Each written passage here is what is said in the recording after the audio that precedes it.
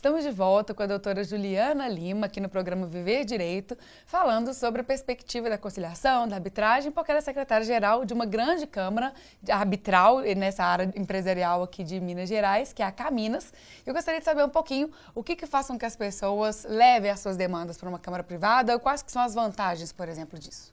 Bom, o que faz com que elas levem é a inserção de uma cláusula, né, que é um escritozinho dentro de um contrato elegendo a instituição privada.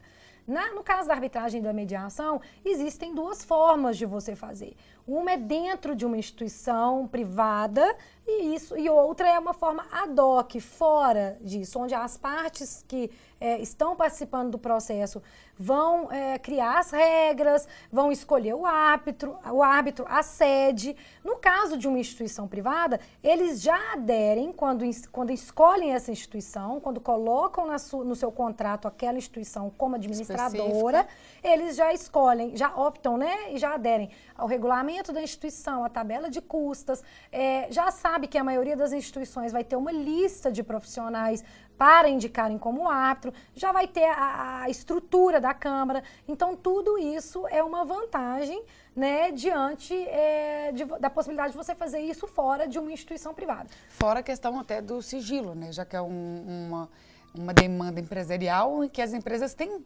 realmente que se resguardar de exposição. Sim, e hoje as instituições conhecidas, né, em Minas, tanto no Brasil, nós temos excelentes câmaras de arbitragem.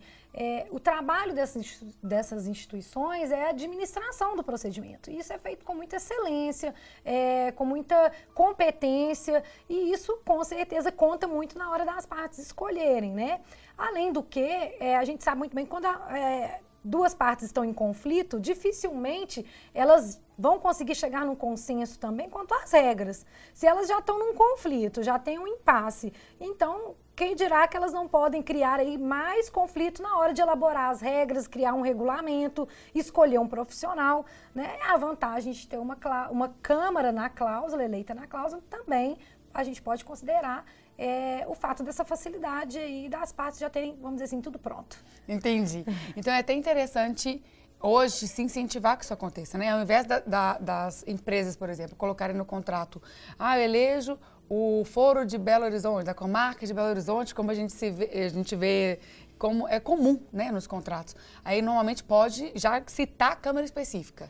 Eu elejo, no caso de uma controvérsia, a Câmara Caminas, por exemplo, para resolver nossos conflitos através de arbitragem. Sim, o importante é que fazer uma diferenciação, porque quando você tem uma cláusula de foro, você está elegendo a justiça comum.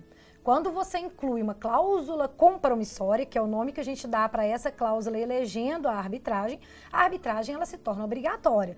Então, é sempre bom dizer que a escolha tem que ser racional. Por quê? Você vai ter uma instituição privada, onde haverão custos, tanto com os profissionais, os árbitros, quanto com a administração do procedimento pela Câmara.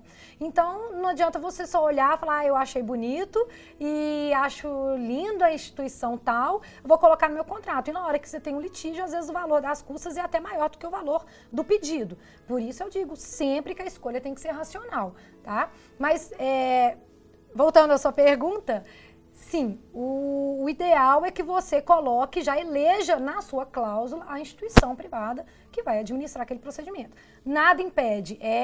Nada impede de você colocar assim, quero escolher a arbitragem como método para dirimir. Quero escolher a mediação como método de solução. Sim. E não citar especificamente o local e ficar a escolher. Mas igual você falou, essa questão de combinação, já está em conflito. Nesse caso, aí a gente tem uma cláusula vazia. E aí você cria um problema também, um impasse. Por quê? Se as duas, né, uma parte acontece conflito e uma parte quer instaurar um procedimento arbitral e não tem a Câmara específica, então pode ser que também não haja consenso entre eles com relação à instituição. E aí você vai ter que ir para o judiciário para poder assinar o compromisso arbitral, que é um documento específico onde o juiz vai sanar essas lacunas, essas patologias dessa cláusula, ele vai sanar isso em juízo. E aí você perde um tempo, né? O que pode ser feito é que eles escolham que a arbitragem vai ser feita de forma ad hoc. E aí é importante também que já preencham, né, quais regras, que momento que isso vai ser decidido. É muito importante que isso seja delimitado na hora do contrato, porque as partes estão de boa vontade, né? Verdade. Depois, quando acontece o conflito, tudo é razão para dificultar o andamento do procedimento, seja ele de mediação, seja ele de arbitragem. Verdade, interessantíssimo. Muito obrigada, viu? Até então, estamos acabando, mas ainda desejo que você deixe algum recadinho para as pessoas nesse sentido, de incentivá-las a procurar, por exemplo, uma câmara arbitral para poder resolver suas questões. É possível que eles peguem os seus contratos e revejam seus contratos desde já? Sim, fazendo isso, né, consultando o jurídico, obviamente, fazendo isso por forma de aditivos ou até um outro contrato, renovando, né? Isso aí vai depender de que tipo de contrato e da forma que o jurídico vai fazer isso. Mas é possível, sim, você alterar alguma cláusula, nesse caso a cláusula de foro, e incluir a arbitragem ou a mediação ou ambos como forma de solução de conflito, né? E o recado que eu deixo é que as pessoas tenham em mente que hoje é preciso pensar no conflito como algo inerente ao ser humano e, por isso, temos hoje várias portas, várias formas, várias ferramentas de solucionar esses conflitos, né? Não dá para pensar só no judiciário como o único caminho.